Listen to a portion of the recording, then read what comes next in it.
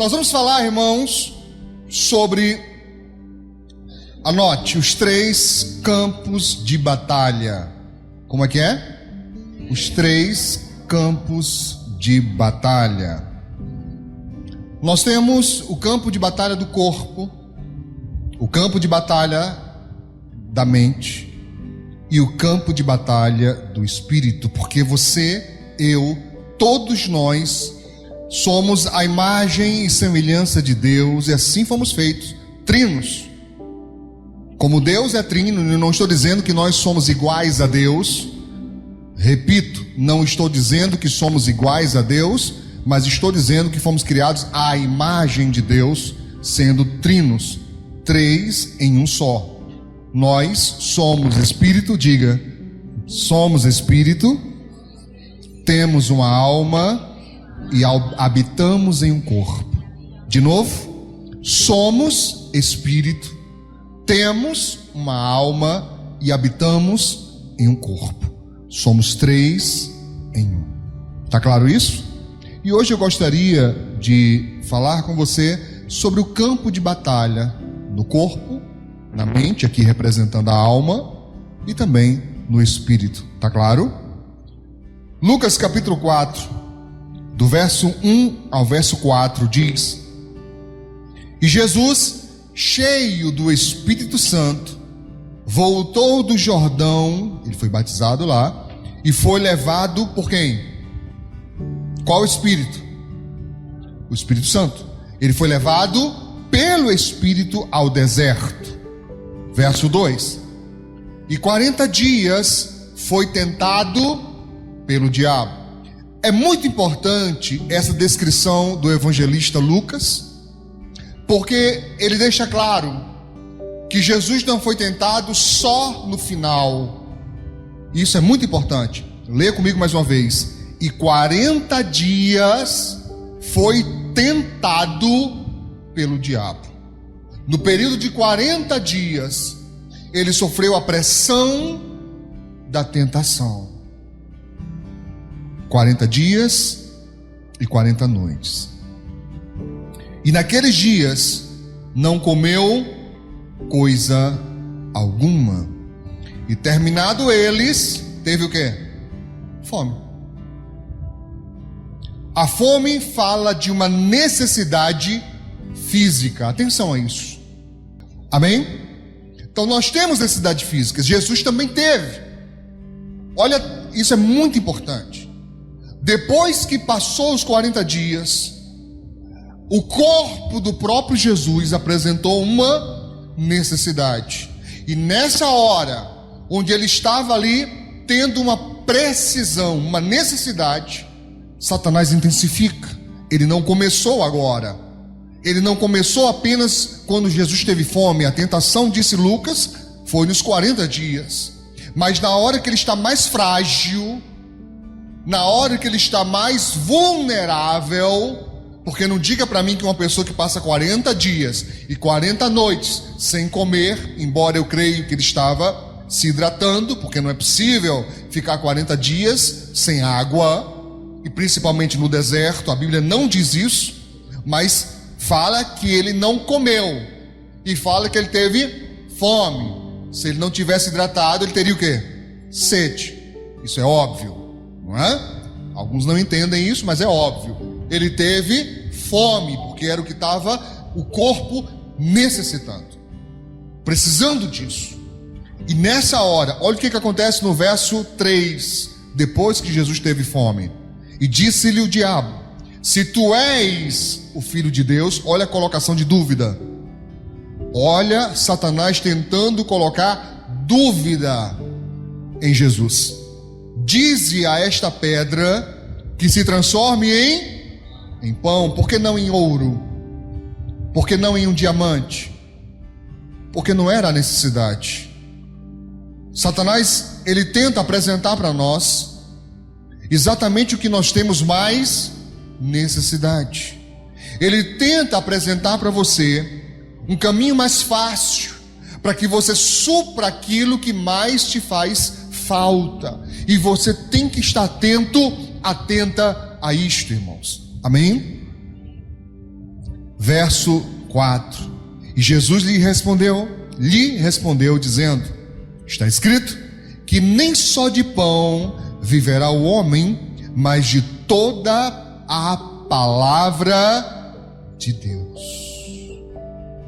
Jesus, mesmo fragilizado, a carne fragilizada com fome, e uma fome de 40 dias não é brincadeira, amém? Mesmo fragilizado com fome, ele mantém a sua integridade espiritual, ele se mantém ligado com Deus. E eu interpreto isso, irmãos, da seguinte maneira, aproveitando e parafraseando o próprio Senhor Jesus, que disse, né? O espírito, na verdade, está pronto, mas a carne é fraca. Você percebeu que as pessoas só decoraram a última parte? Não é isso? A maioria das pessoas, quando comete um erro, uma falha, já vem decorado na ponta da língua. A carne é fraca. Olha para o seu irmão aí. A carne é fraca, né? E a vergonha?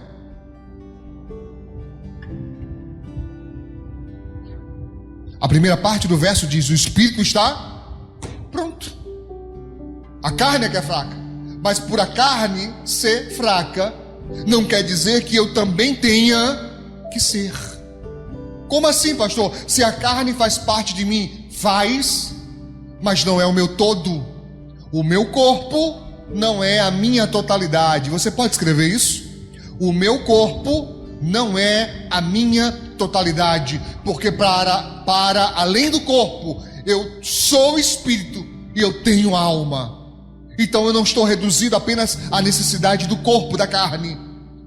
Então, se a carne está debilitada, está fraca, ela precisa das suas, necessidades sendo supridas. Ainda assim, enquanto elas não são, eu posso dizer ao pecado: não. Mas eu preciso, mas eu não vou fazer. Mas eu quero, mas eu não vou fazer. Eu não estou dizendo que é fácil. Por favor, entenda isso. Não é fácil se manter fiel a Deus, se manter na integridade, se manter uma pessoa correta segundo a palavra. É das coisas mais difíceis. Não é fácil. Não é brincadeira, não é uma coisa que dá para tirar de letra. E quem diz isso, irmãos, está vivendo uma utopia. É um mundo perfeito que não existe. Utopia é isso. Uma perfeição, algo perfeito, ideal. Não é verdade. Na prática é duro, é difícil. Amém? Para o homem de Deus manter a sua integridade e não trair sua esposa, além do amor, obviamente, ele tem que ter firmeza de propósito e dizer: não, isso não é para mim. Não é para mim. Por mais que a carne queira, você vai dizer não. Amém? Foi o que Jesus fez. Satanás vai e tenta convencê-lo. E se ele tenta convencer Jesus, irmãos, você acha que ele não vai tentar convencer você? Você acha que ele não vai chegar para você e dizer: não, ninguém está vendo. É só uma vez. É só para matar a vontade, matar a curiosidade. É só essa vez. Você sabe muito bem quanto eu que após o advento da internet, pecar se tornou uma coisa ainda mais fácil. Mais fácil.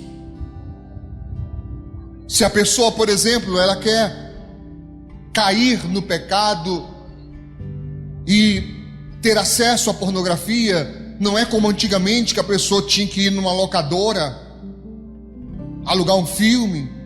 Você imagina, você lembra de locadora? Eu gostava muito de ir para a locadora, irmãos. E você sabe que a seção de filmes pornográficos ficava num canto reservado. Imagina, você tá lá, entrando na locadora, aí tá o irmão da igreja, lá no recanto, não tinha nem como disfarçar. Ah, rapaz, eu me enganei. Olha, eu estava procurando os 10 mandamentos. Você acredita que eu estava procurando os 10 mandamentos aqui? Não tinha como, sabe? Tinha que comprar uma revista pornográfica, uma coisa que era muito mais fácil de outros perceberem, verem, flagrarem. Mas hoje, a pessoa pega um celular e está tudo resolvido. Fácil. Pecar hoje está mais fácil. Mas você pode dizer: não, isso não é para mim. Foi o que Jesus fez. Estava necessitado, estava com uma precisão, com uma carência, com uma falta, um déficit. Mas ele escolheu, mesmo assim, obedecer a Deus. Repete comigo: é uma escolha. Diga: obedecer a Deus é uma escolha.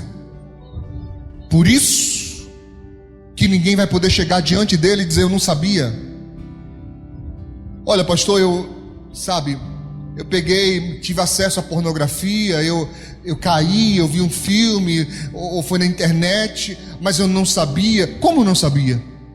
Ninguém vai poder chegar diante de Deus e dizer: mas eu estava fraco, mas a minha carne estava pedindo, estava desejando.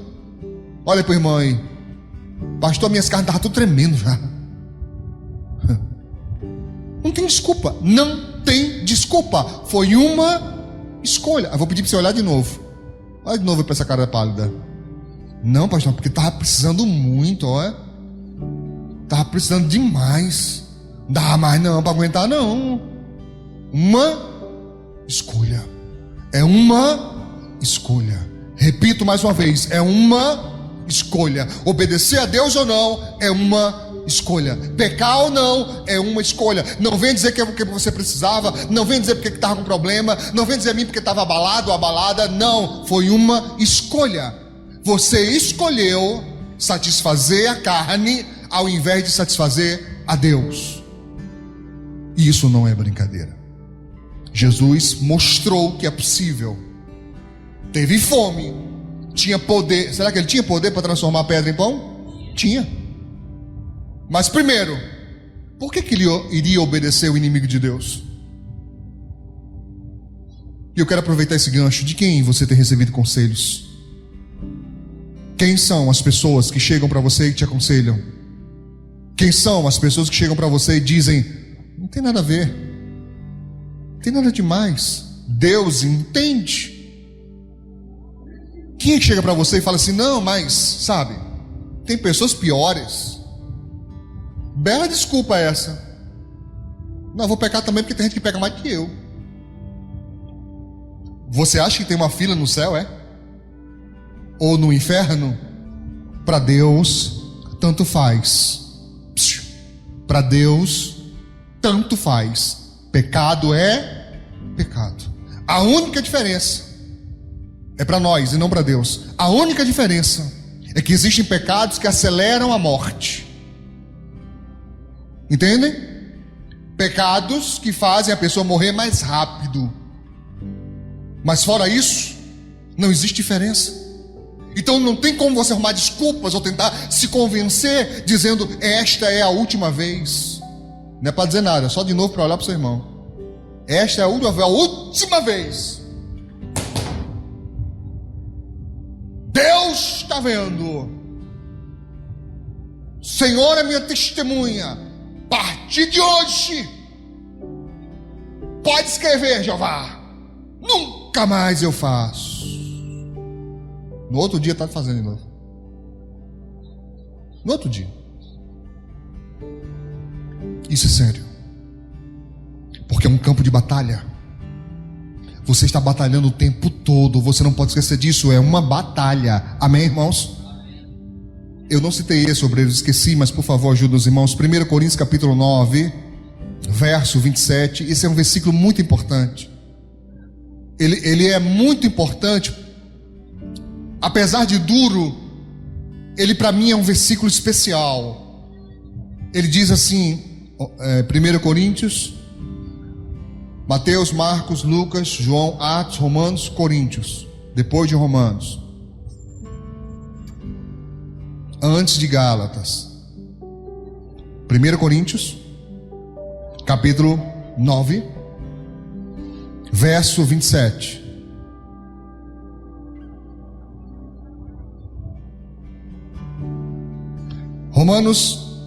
Coríntios 9, 27. 1 Coríntios 9, 27. Acharam?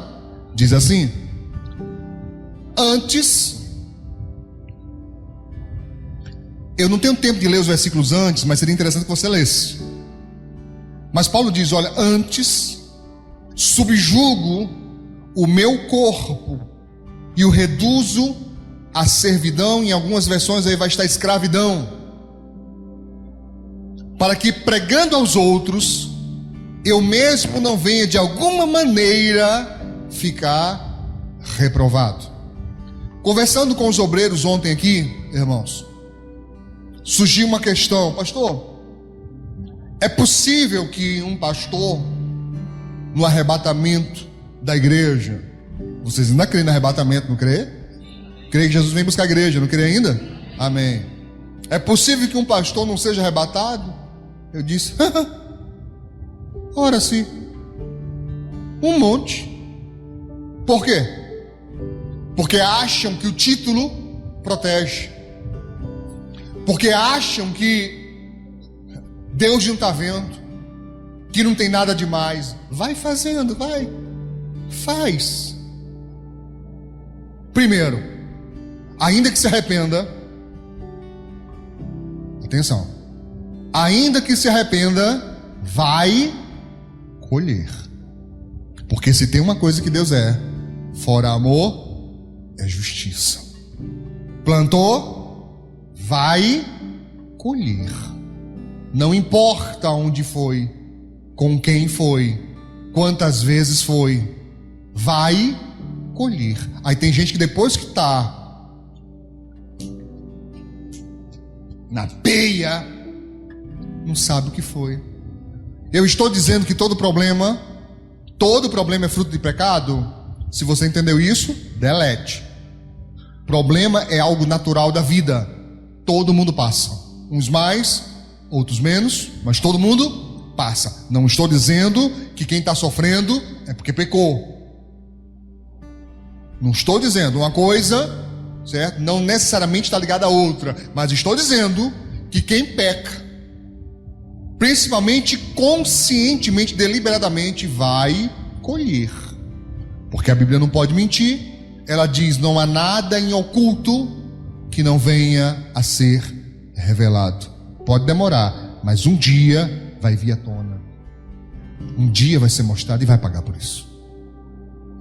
Então Paulo está dizendo: sabe o que eu faço? Eu reduzo o meu corpo, a minha carne, a escravidão, a servidão, para que eu pregando aos outros, eu mesmo não venha ficar reprovado. O que é que Paulo está dizendo? É difícil até para mim. É difícil. Eu tenho que pegar meu corpo e dizer assim: não vai não, não vai não, não vai não. Mas eu quero, mas não vai. Mas eu quero, mas não vai, não vai. É assim. Amém? Por eu ter citado pornografia e pecados sexuais, tem gente que pensa que é só isso. É não. Você sabia que falar mal do irmão é a mesma coisa? Sabia que é proibido a nós falarmos mal do irmão? Você sabia disso? Você sabia que é proibido a nós rebeldia, rebelião? É proibido a nós cobiçar coisas alheias? Ih, meu irmão, a lista é extensa. É grande a lista. Diga graças a Deus. Você entendeu? Vamos aqui rapidinho, irmãos. Você entendeu que a batalha no corpo é difícil, entendeu isso? Tá claro? Tá claro que não é fácil? Tá claro que quando você tá fraco, aí que vem a tentação? Entendeu, né? Ela vem antes, ela vem durante e principalmente quando você estiver mais fraco. E como é que eu resisto, pastor? Como Jesus, com a palavra. É a única maneira. Vamos ao corpo de batalha na mente, por favor. Romanos capítulo 12, verso 2, muito conhecido nosso, muito falado aqui.